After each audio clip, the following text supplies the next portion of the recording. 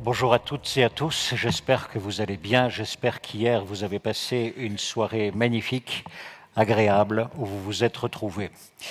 Voyez-vous, le nouveau monde sera peuplé exactement des mêmes ingrédients que l'ancien. C'est-à-dire que dans le nouveau monde dans lequel nous sommes ou que nous abordons, que vous contribuez à construire, il y aura toujours des gens bien, il y aura toujours des sourires, de la convivialité, des moments d'entraide, des moments généreux, il y aura tout cela. Mais dans ce même monde également, vous aurez aussi toute la panoplie que les hommes peuvent emmener avec eux, c'est-à-dire de l'indifférence, de la violence, de l'ignorance, de l'orgueil. Tout cela ne changera pas. En réalité, le nouveau monde se fera avec l'ancien Homo sapiens. Et lui ne change pas. Et l'Homo sapiens, c'est une compilation d'habitudes et de comportements tout à fait extraordinaires et parfois incompréhensibles. Voici deux exemples, l'un dans le privé et l'autre professionnel. Dans le privé, avez-vous déjà vu l'attitude des jeunes parents avec le souffle magique sur une sucette? La sucette tombe par terre, je ramasse la sucette, c'est propre, c'est Homo sapiens. Votre pépito tombe dans une merde de chien, je ramasse, c'est propre, c'est magique, c'est Homo sapiens. C'est remarquable. Mais en entreprise, pareillement, voici Augustin, 22 ans, un Homo sapiens qui est parmi vos équipes, et pour la troisième fois, troisième jour consécutif, il arrive en retard. Vous lui faites remarquer, Augustin, troisième jour de la semaine, 3 fois en retard, que dois-je en penser? Qu'on est mercredi? Augustin.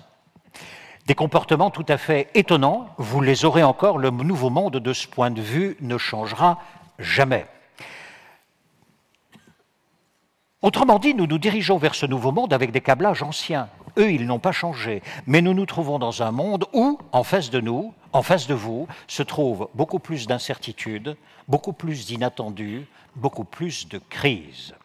Alors, est-il possible de structurer les risques que peut connaître une entreprise? Voici comment on peut les structurer, quelques catégories. Vous avez tout d'abord tous les risques qui, statistiquement, sont probables. Pour un pneu, la probabilité, c'est la crevaison. Pour une voiture, c'est un accident. Pour un bateau, c'est un homme à la mer. Ici, ce sont des risques que l'on peut anticiper et sur lesquels un certain nombre d'attitudes ou de fonctionnements, de procédures peuvent être mises en place. Premier type de risque. Deuxième type de risque, ce sont les risques que l'entreprise entend bien courir seule. Vous êtes dans la location, il y a des risques inhérents à la location, de fût-ce que des risques juridiques.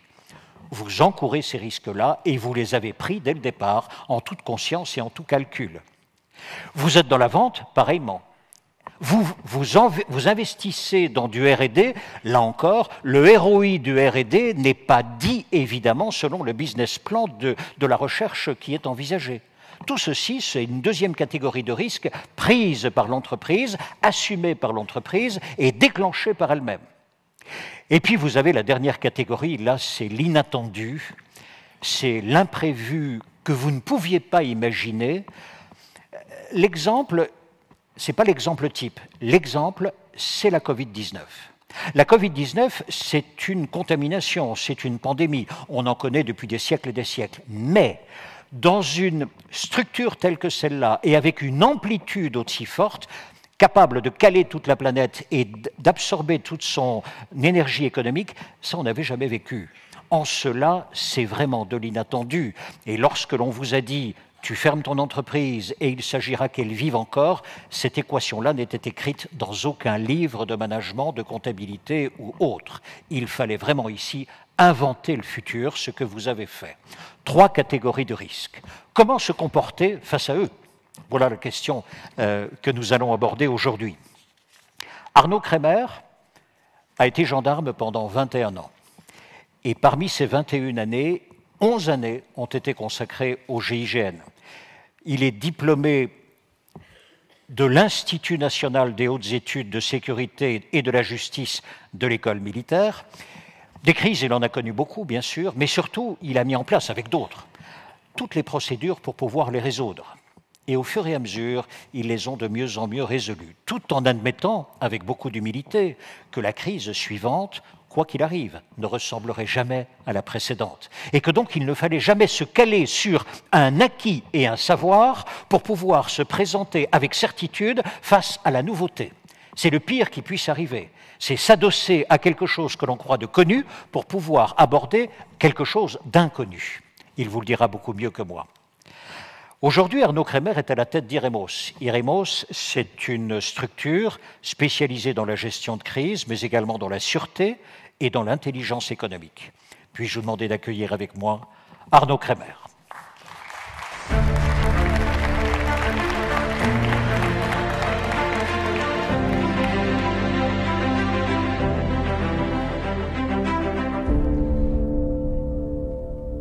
Il y a 2 mois, je reçois un appel à 10 h du matin.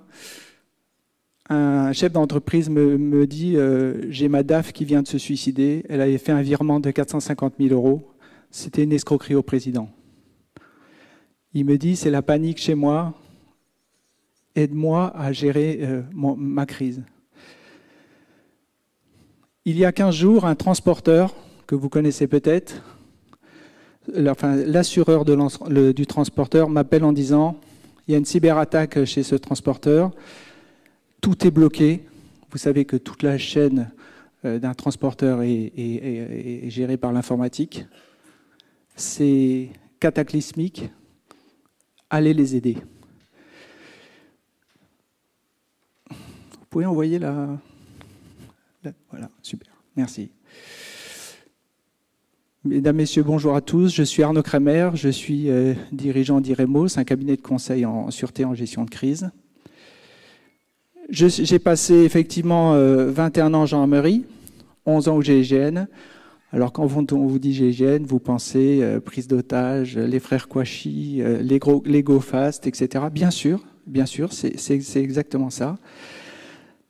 Mais c'est aussi des services, des maîtres chiens, des négociateurs, des services, des moyens spéciaux qui vont contribuer à préparer, à anticiper et à gérer un événement majeur, sachant qu'on a une obligation de résultat. Après nous, il n'y a plus grand-chose. Donc en fait, on a une obligation de résultat. Et pour ma part, pendant 11 ans, j'ai travaillé avec les compagnies aériennes, avec les compagnies ferroviaires, avec les opérateurs d'électricité, enfin tout ce que l'on appelle des points d'intérêt vitaux, donc tous les sites très très sensibles, même l'Assemblée nationale, etc., pour préparer, anticiper encore et encore. En 2006, j'ai créé IREMOS pour accompagner ces structures et au début, on travaillait essentiellement pour les grands groupes. Et maintenant, de plus en plus, la crise touche tout le monde, tous les secteurs d'activité, quelle que soit la taille de l'entreprise. Récemment, un notaire vient de se faire escroquer de 80 millions d'euros, enfin un cabinet de notaire, 80 millions d'euros, c'était l'argent d'une vente, sur une cyberattaque complètement banale et faite par des jeunes dans leur canapé à l'autre bout du monde. Donc en fait, accompagner les sociétés, bien entendu, c'est la raison d'être et c'est pour ça que c'est ce que je vais vous expliquer là pendant 1 heure. Alors la crise, c'est quoi? La crise, elle est multiforme. On le voit bien, qu'elle soit climatique, sanitaire, on a parlé du Covid. Au passage, le Covid, c'est ce qu'on appelle un signe noir. C'est quelque chose qui est tellement improbable dans vos cartos des risques, qui est tellement improbable que l'on le prévoit même pas. Donc en fait, qu'elle soit climatique, sécuritaire, sanitaire, financier, etc., on est tous confrontés à des crises. Mais la crise n'est pas du tout vos sujets du quotidien. Vos sujets de chef d'entreprise du quotidien, c'est votre business, c'est tout ce qui concerne votre travail au quotidien. La crise, la réalité, c'est qu'elle va bien au-delà de ça. Des crises de réputation, des crises des accidents mortels sur site, des suicides, des conflits sociaux. Je pense qu'on est bien placé en ce moment pour savoir de quoi on parle.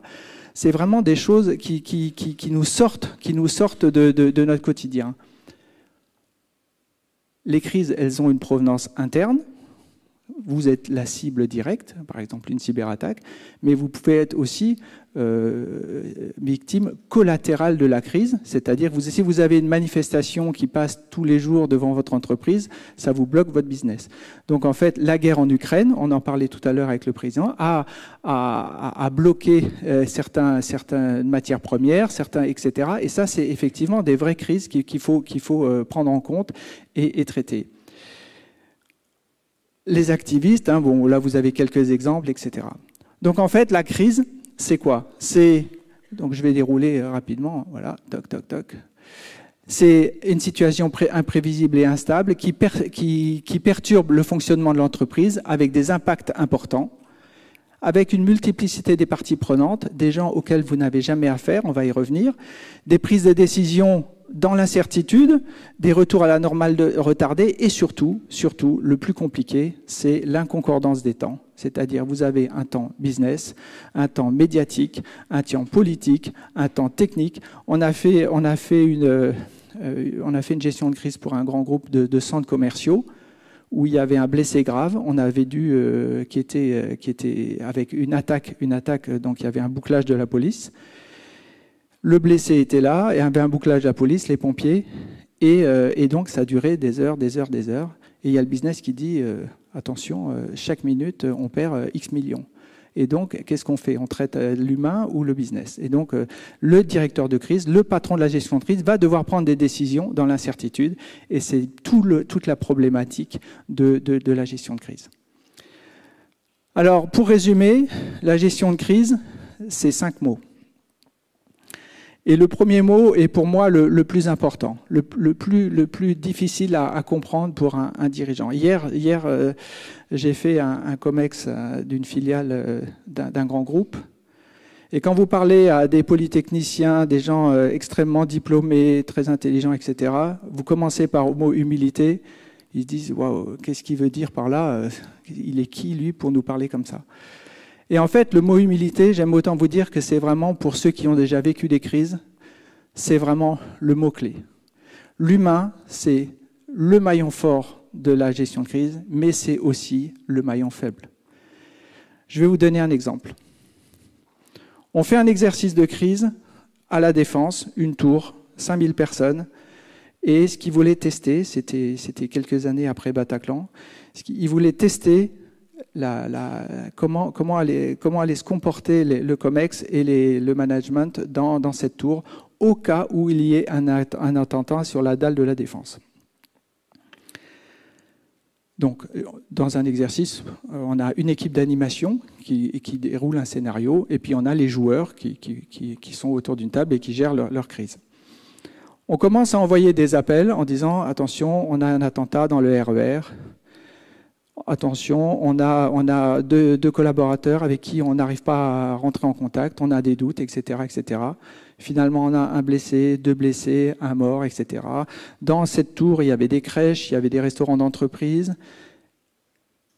Et le compteur tourne. Au bout de 20 minutes, la DRH, elle se met à pleurer.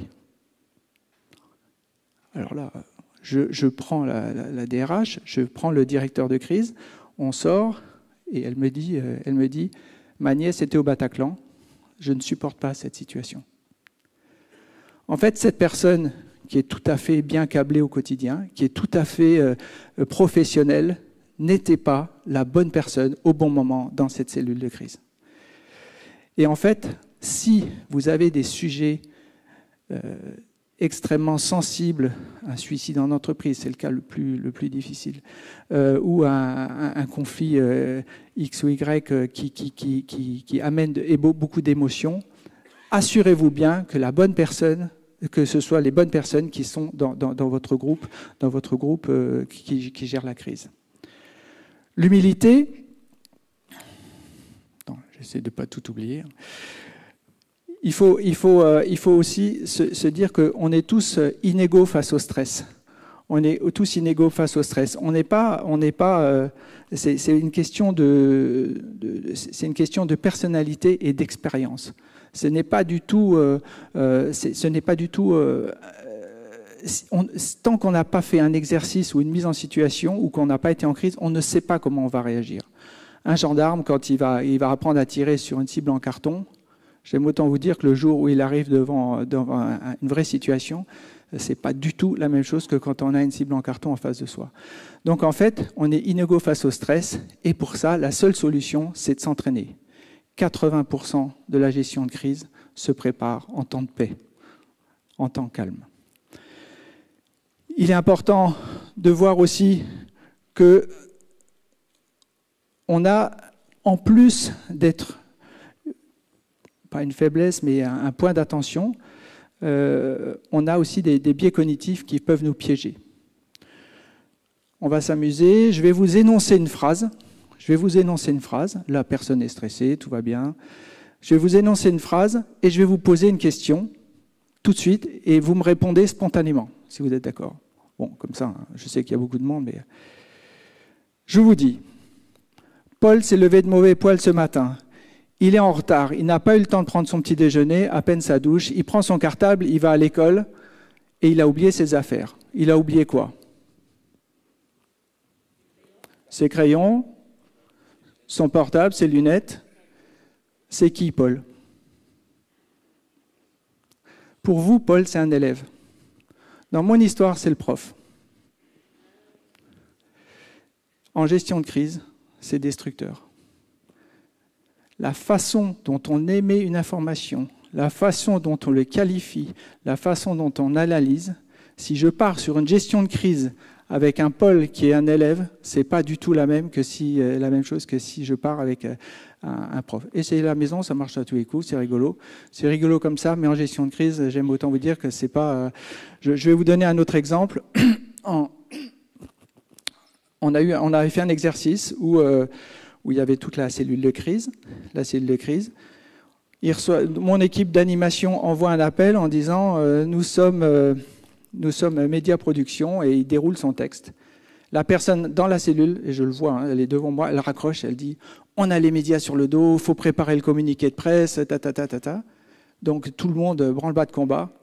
Média Production, c'était leur fournisseur de viande qui venait juste s'inquiéter de savoir est-ce que je peux livrer ou pas. En fait, les négociateurs du GIGN leur job, c'est qualifier, être sûr, poser les questions différemment. Alors évidemment, on ne transforme pas les dirigeants en négociateurs, etc. Mais en gestion de crise, ne soyez pas trop sûrs de vous. C'est vraiment quelque chose qui est très très important, et c'est pour ça que je vais en revenir sur la méthodo, parce que dans tout ce que je dis, c'est un peu anxiogène, mais il y a quand même des bonnes nouvelles à la fin. C'est que c'est très très important de bien qualifier l'information, de l'analyser, etc. Alors, dans la gestion de crise, le deuxième mot, c'est le temps. Mon patron au GIGN disait toujours, enfin il le dit toujours d'ailleurs, il faut répondre à la surprise par l'organisation. La gestion de crise, c'est la guerre du temps. C'est le démarrage le plus rapide. Vous avez un événement qui se passe ailleurs, un événement qui se passe. Comment vous avez remonté cette information? C'est un événement qui arrive sur Twitter, c'est un événement interne, un collaborateur, un accident, un événement qui se passe. Comment est remontée cette information? Dans les 80% des choses qui peuvent être préparées dans l'anticipation, j'y viens après, c'est comment est remontée cette information. Le schéma d'alerte qu'on appelle. D'accord. Le schéma d'alerte. Ensuite, comment j'évalue ma situation? Est-ce que je suis en crise ou pas? Je dirige une entreprise, j'ai des crises tous les jours. Je sais que mon entretien de tout à l'heure va mal se passer. Je sais que j'ai le business qui va m'appeler en disant on n'a pas fait suffisamment de ventes. Ça, c'est le quotidien. Moi, je parle de crise, on sort de sa zone de confort. Donc, en fait, comment j'évalue? On a une perte d'1 million d'euros. Si je m'appelle Total, c'est pas pareil que si je m'appelle Iremos, j'aime autant vous dire. Donc en fait, il faut, et je préconise, de faire ce qu'on appelle des grilles d'évaluation. Est-ce que je suis en crise ou pas? Sur 6 items, humain, financier, patrimoine, réputation, économique et environnement. La guerre du temps, c'est aussi donc l'alerte, l'évaluation. c'est qui je mets autour de ma table. Si vous avez une cyberattaque, votre DSI vous appelle en disant bon, dis donc, il faut couper tous les ordis parce que je viens d'avoir un message, si vous ne répondez pas dans 8 jours, 5 heures, 3 minutes, 2 minutes, 1 minute, vous avez 250 000 € à payer en rançon. Comment vous faites? Qui vous mettez autour de la table? Est-ce que vous prenez la personne des ressources humaines, la personne de la DSI? En fait, votre équipe de combattants, votre équipe va devoir se structurer et vous allez devoir mettre les bonnes personnes autour de la table. Parce que la guerre du temps, bien sûr, la crise, c'est pas le mardi à 15 h quand tout le monde, quand le calendrier est tout blanc et tout vide. C'est toujours ce qu'on appelle la loi de Murphy ou plus clairement la loi de l'emmerdement maximum. Un jour, 4 h du matin, une entreprise nous appelle en disant « On a un enlèvement au Venezuela ». Non, ça c'était l'autre histoire. On a un enlèvement, je ne sais plus, c'était au Nigeria. Il faut venir vite, qu'est-ce qui se passe? On est resté 1 heure en bas de la tour parce que les badges n'étaient pas valides 24/24. Et 1 heure de crise de perdu au démarrage, c'est juste monstrueux. On était comme des andouilles en bas de la tour. Donc en fait, la guerre du temps est fondamentale. Et ça, c'est un point que l'on peut traiter en temps de paix, en temps calme. Ça ne dure pas des heures. C'est juste du bon sens et de la méthode.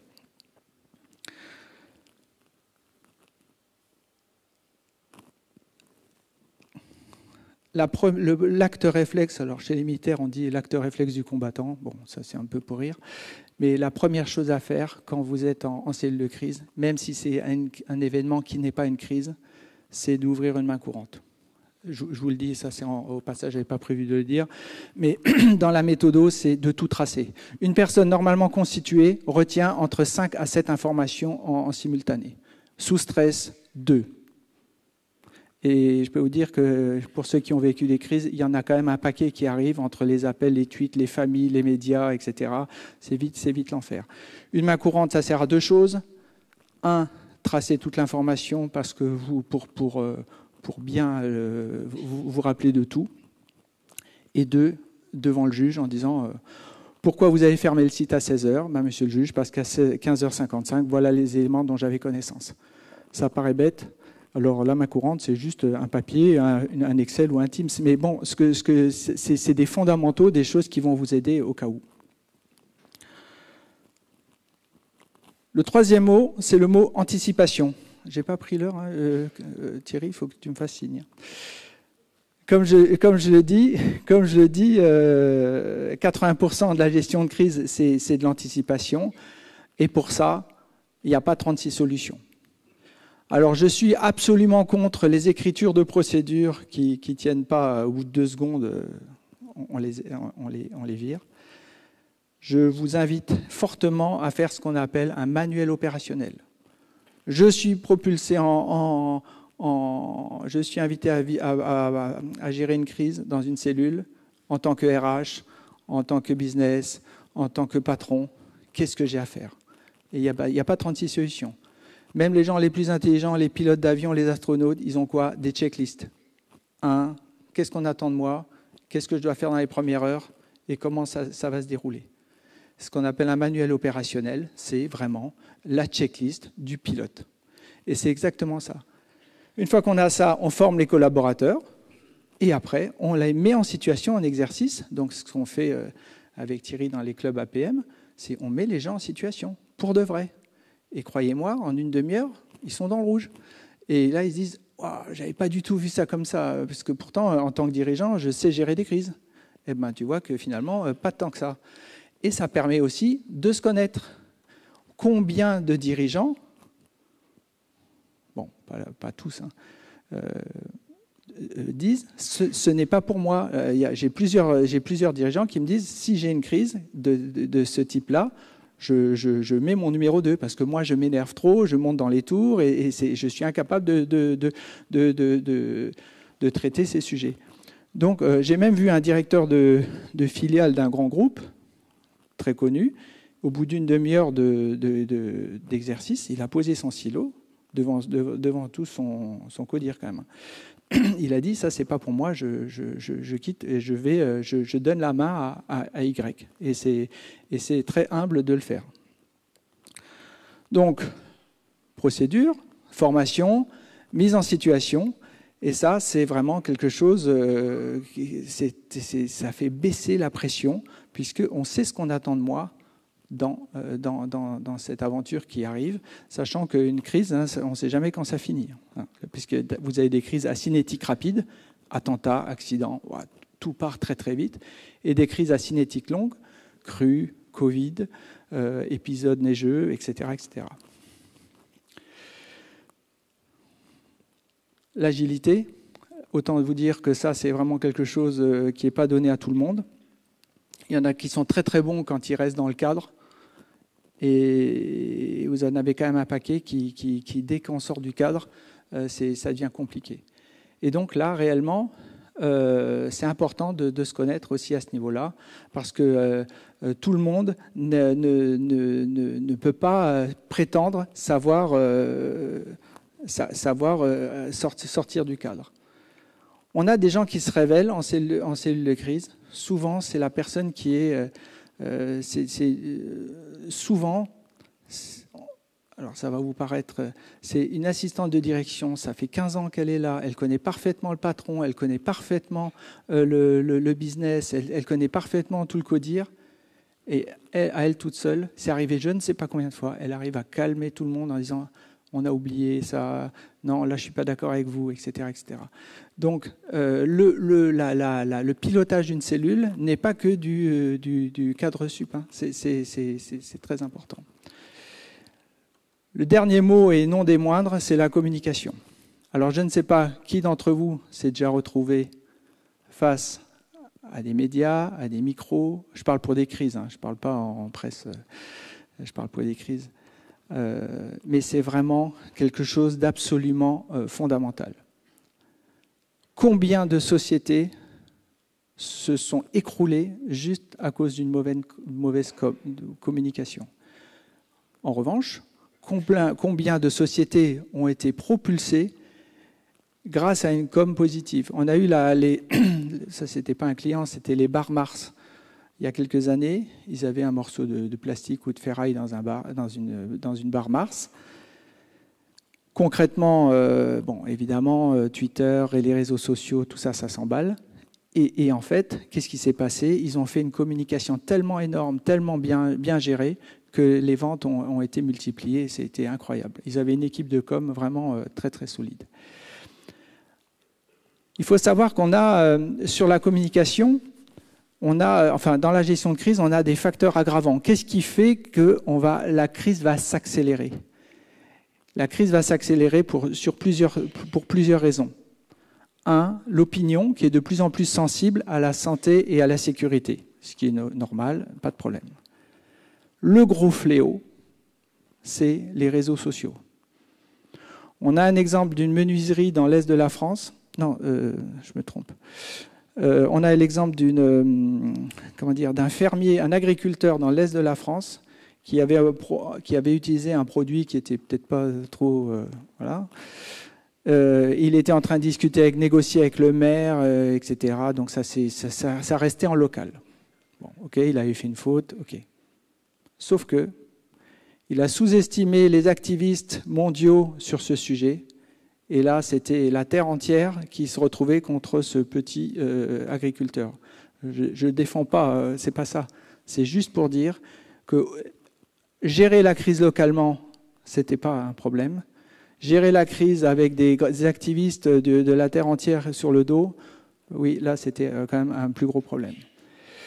On a aussi des accélérateurs de crise, donc les réseaux sociaux. Donc ça, c'est fondamental. D'ailleurs, si ça c'est un petit conseil, mettez des veilles sur vos noms de marque, le nom de votre société, le nom de vos concurrents, le nom de vos dirigeants. Faites des veilles parce que c'est intéressant ce qu'on appelle détecter les signaux faibles. Alors c'est pas du renseignement au sens Daniel Craig, hein, c'est juste de l'intelligence économique, c'est-à-dire l'objectif c'est de détecter les signaux faibles le plus tôt possible pour arriver à éteindre les feux avant que ça bascule en crise. Donc en fait, bon, vous faites Google Alert et vous mettez votre nom, et puis chaque fois que votre nom sort sur Internet, hop, vous avez une petite alerte en disant « Tiens, on parle de moi ». Alors dans un club APM, il y avait un Philippe Macron, il m'a dit « Moi, si je mets mon nom en veille, ça va sortir tous les jours ». Donc non, c'était Emmanuel Macron, en plus il y a un Emmanuel Macron. Et donc c'était assez drôle. Et donc, dans les facteurs aggravants, il y a donc les réseaux sociaux, il y a la judiciarisation, on veut absolument un responsable, et le principe de précaution. Le principe de précaution, c'est je suis dirigeant, je ne prends pas de décision parce que je n'ai pas tous les éléments en main pour analyser, comprendre et gérer. Et là, le problème, c'est que ça fige la cellule de crise, et en termes de communication, c'est désastreux. Donc la com, pour terminer, c'est 4 niveaux de communication. 4. La première, c'est la communication interne à la cellule. Vous êtes une dizaine de 6-7 personnes, une dizaine de personnes maxi à gérer la crise. Toutes les informations qui entrent et qui sortent doivent rester au sein de ces 10 personnes. On ne doit pas communiquer à l'extérieur. Même si un membre du CODIR n'est pas dans la cellule de crise, s'il vous appelle en disant « Allô, comment ça se passe où on en est ?» Je ne peux rien te dire. C'est très dangereux de communiquer à l'extérieur parce que vous allez échafauder plusieurs hypothèses de travail et peut-être que vous allez choisir la mauvaise, etc., etc. Donc, en fait, la solution, les événements doivent être cloisonnés. Deuxième niveau d'information, de communication interne. Travaillez avec vos collaborateurs, expliquez-leur ce qui se passe. On n'est pas obligé de tout dire, mais il faut expliquer ce qui se passe. Là, par exemple, notre transporteur qui s'est trouvé pendant 8 jours bloqué, la première chose qu'on a fait, c'est qu'on a dit on va faire un communiqué interne. Il faut que les gens soient rassurés de quoi ils ont peur. S'il n'y a plus d'informatique, je ne vais pas être payé, on est le 25. Je ne vais pas pouvoir, est-ce que je vais pouvoir venir travailler ou pas, etc., etc. Et de laisser les gens dans le bleu, comme on dit, ce n'est pas possible. La communication interne est absolument fondamentale parce que derrière, ça évite de générer une nouvelle crise.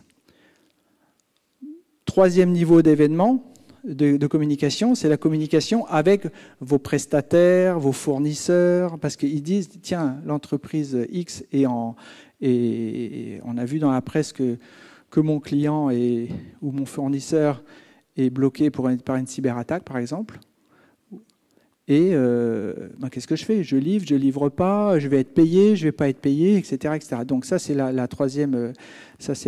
Et surtout, la quatrième, c'est les médias et les réseaux sociaux. Et là, autant vous dire que si on vous appelle en disant « Je suis le journal local, je viens vous faire une communication, qu'est-ce qui se passe chez vous et expliquez-nous ».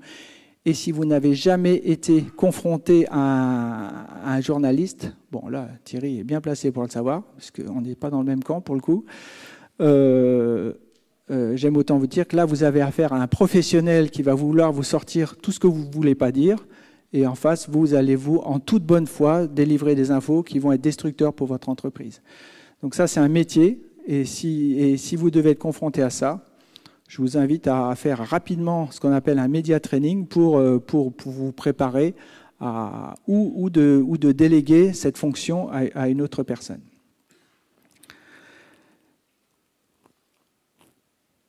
Qui, après le Covid, dans sa société, a fait un retour d'expérience? Au moins, il y en a quelques-uns. Alors, le retour d'expérience, c'est un outil extrêmement utilisé chez les militaires. Ça permet d'aller chercher le pourquoi, de comment, qu'est-ce qu'on a bien fait, qu'est-ce qu'on a mal fait et comment on peut améliorer. Ça demande beaucoup d'humilité, mais c'est extrêmement puissant.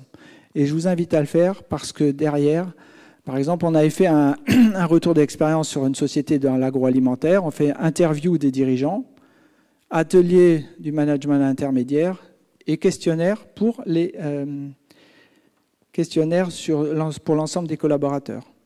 Covid, hein, entre ceux qui ont vécu le confinement dans leur maison avec leur jardin et le jeune qui était en 15 mètres carrés à Paris, j'aime autant vous dire qu'on n'a pas vécu la crise de la même manière. Et il y a des idées, des moyens qui font que si jamais un sujet comme ça revient, on va pouvoir le gérer différemment. Et qu'est-ce qui se passe? Qu'est-ce qui s'est passé? Non seulement on a eu des idées complètement incroyables qui sont venues du terrain que vous n'auriez pas pu avoir puisque vous n'étiez pas dans cette zone d'inconfort, mais en plus, ça a une puissance de message vis-à-vis des collaborateurs qui est complètement incroyable. Et tout ça pour arriver au dernier mot qui est la confiance. On ne va pas au combat sans avoir confiance en son chef. Si vous gérez bien une crise, j'aime autant vous dire que l'ensemble de vos collaborateurs vous suivront. C'est clair et net. On a plein d'exemples. Quand on est parti... non, ça, je ne raconte pas. On a plusieurs exemples d'événements qui se sont passés où le dirigeant s'est montré fébrile et ça a été extrêmement compliqué de remonter derrière parce que c'est quasiment insurmontable. Donc, préparez vos collaborateurs, mettez-les en situation. Il y a des jeux de rôle qui sont pas du tout anxiogènes. Hein. On dit toujours c'est pédago-ludique. Hein. On s'amuse en apprenant. Et travailler les rétextes si vous avez des problèmes, des événements, des crises qui peuvent arriver. J'en ai terminé. Je réponds à vos questions autant que vous voulez. Je ne sais pas si je suis dans le timing, mais merci. Si. Arnaud Kremer, merci beaucoup Arnaud. Arnaud, une question, et je vous laisse la parole bien sûr. Je vais donner les micros, les voilà. Une question, l'un des risques pour l'ensemble des entrepreneurs qui sont ici, c'est le vol de matériel. Il y en a beaucoup. C'est à chaque fois une crise, évidemment. Comment anticiper ce genre de choses? Alors là, on est même plus dans le domaine de la gestion de crise, là on est le domaine de la malveillance, la sûreté. Comment je me prémunis, comment je fais...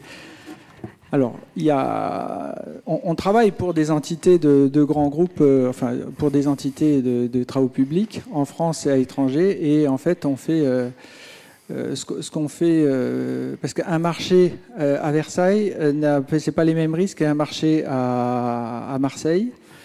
Bon, attention, hein, j'espère que, vous voyez ce que je veux dire. Non, en fait, on fait ce qu'on appelle un environnement de risque. Donc ça, c'est pas de l'enquête au sens gendarmerie du terme.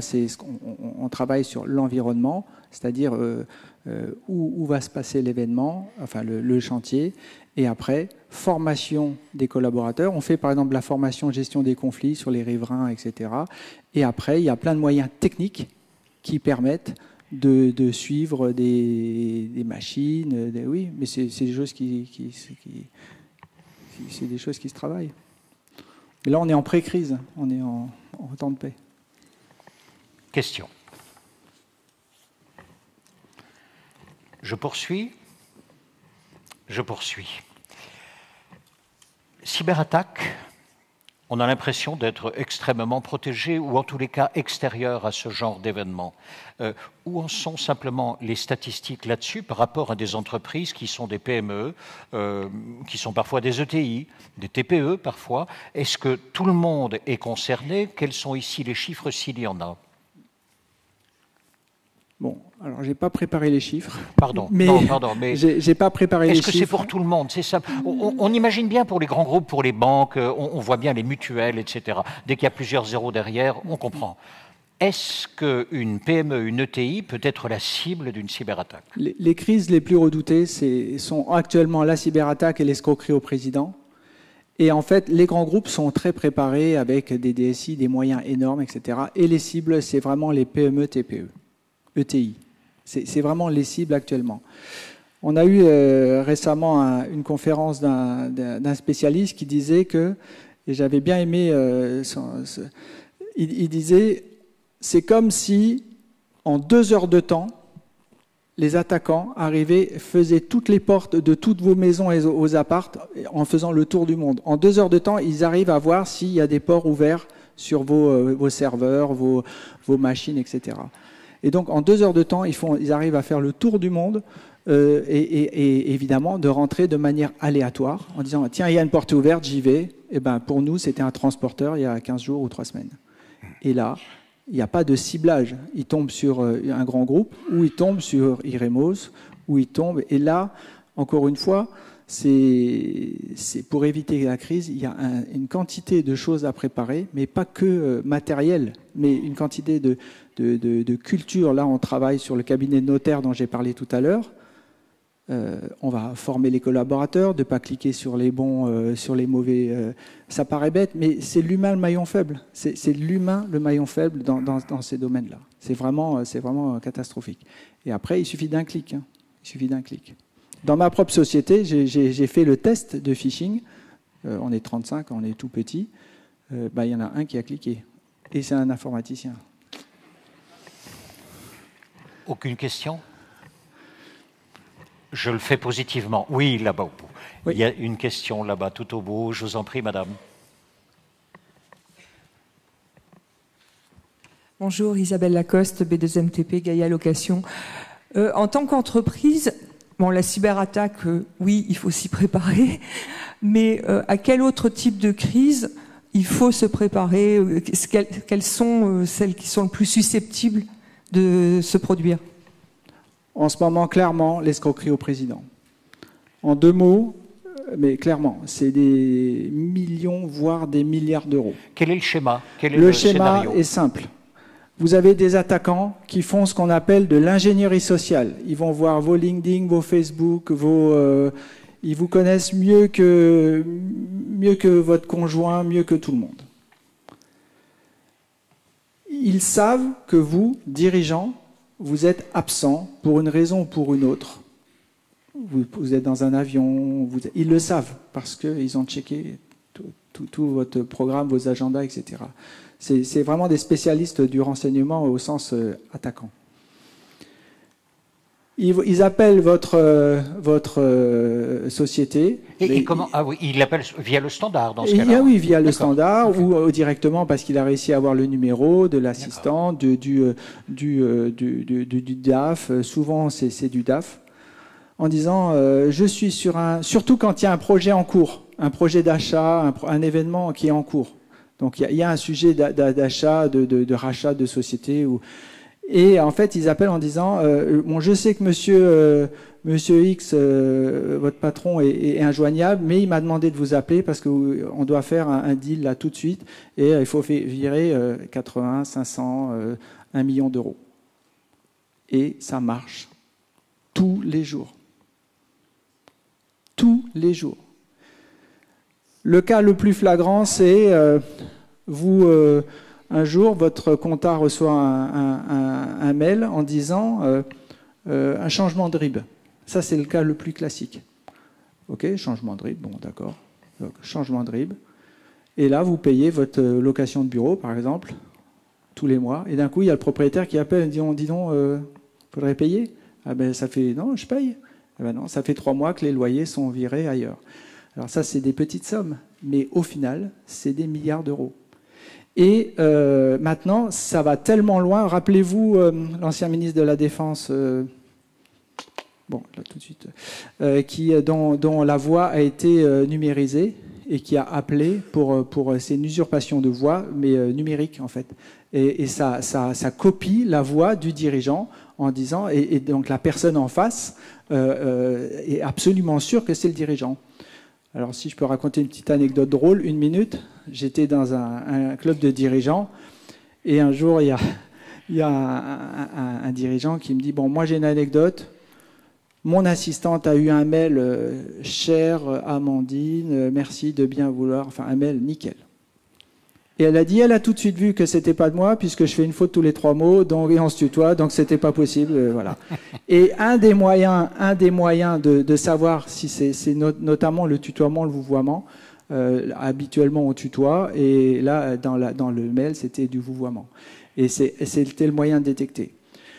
Si vous avez des changements de RIB, faites bien attention à la fin du RIB, ça doit être FR et pas un autre. Enfin, ça, c'est des petits... Bon, là, je ne vais pas pouvoir faire trop de... Parce que c'est technique et c'est long. Mais il y a plein de moyens pour contrer ça. Et le seul moyen, c'est de mettre des process en place.